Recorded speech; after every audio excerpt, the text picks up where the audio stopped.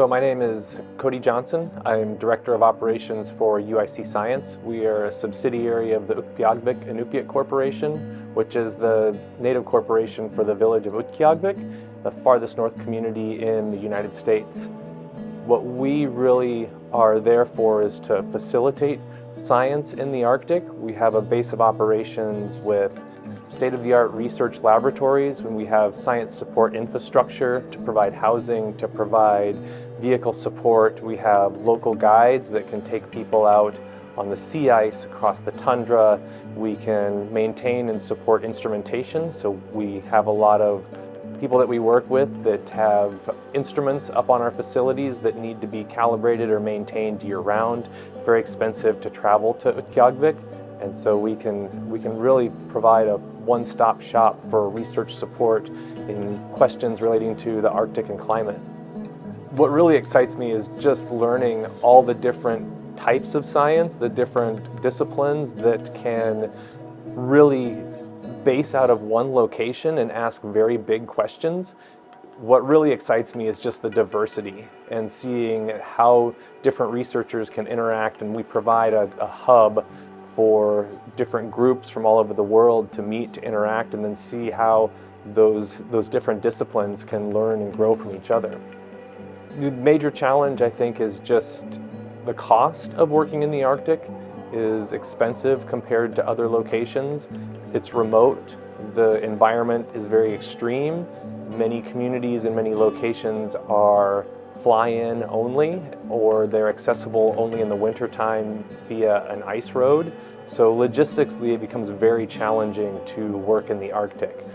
But that also creates a great opportunity, because this is the ancestral land for a lot of people that really enjoy working with researchers and scientists. And so there are opportunity to build these relationships with local communities that can help support and then provide knowledge that can inform the scientists that are coming to that area. Some of the most pressing science support needs for the Arctic research community are, first of all, infrastructure and logistics support for working in remote and extreme environments. It's an area that's difficult to access and also difficult to work in with extreme cold, extreme wind.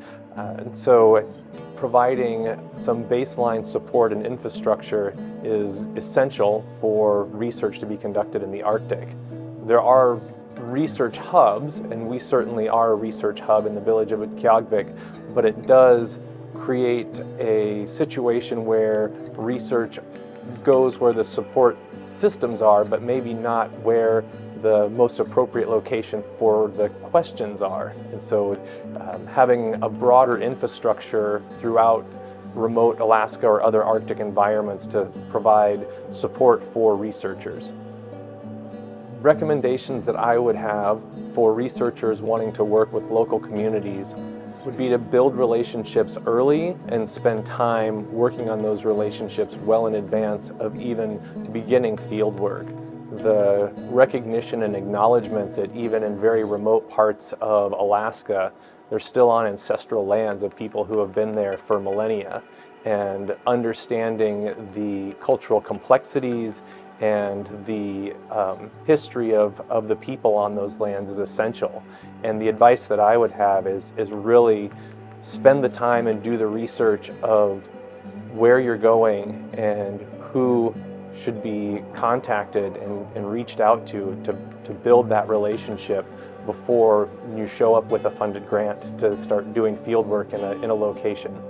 One of the challenges, I feel like, with researchers and Western scientists working with local communities in rural Alaska is the discrepancy in timeline for the way that grants are funded and the way that grants work with the work that needs to go in prior to that to build relationships. Oftentimes, a researcher with funding from an institution like the National Science Foundation won't have money prior to submitting a proposal to do the groundwork of visiting a community, to reach out and build relationships before submitting that proposal. And it's essential to have that relationship and that community buy-in at the proposal stage. So it can be a catch-22 that the work with the community needs to be done at the pre-proposal stage, but there's no funding, there's no ability for a researcher to travel to these communities until the grant is funded.